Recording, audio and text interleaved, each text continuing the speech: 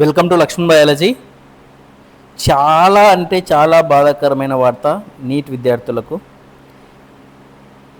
ఎన్నో నెలలుగా కష్టపడి నిద్రలు మానుకొని ఒత్తిడిని భరిస్తూ నైట్ అనక పగలనక రాత్రనక పగలనక కష్టపడి చదివి రాసిన పిల్లలకు ఇదొక సాడ్ న్యూస్.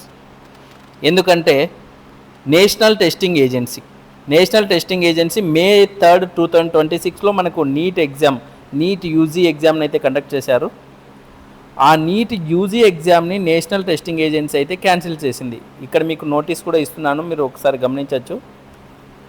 మనం ఒకసారి బ్రీఫ్గా దీన్ని చూసి తర్వాత లైన్ బై లైన్ చూసినట్టయితే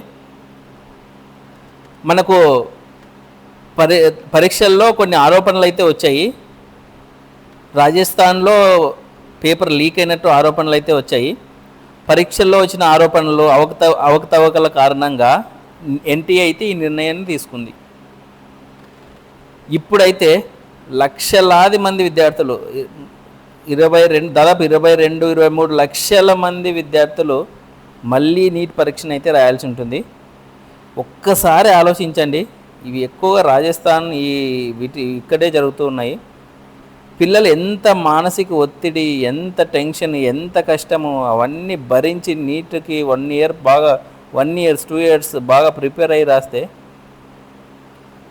కానీ ఎన్టీఏ చెప్పిన ప్రకారం కొత్తగా రిజిస్ట్రేషన్ అయితే అవసరం లేదు, మళ్ళీ ఫీజు అయితే చెల్లించాల్సిన అవసరం లేదు. కొత్త పరీక్ష తేదీలు అయితే త్వరలో ప్రకటిస్తారు.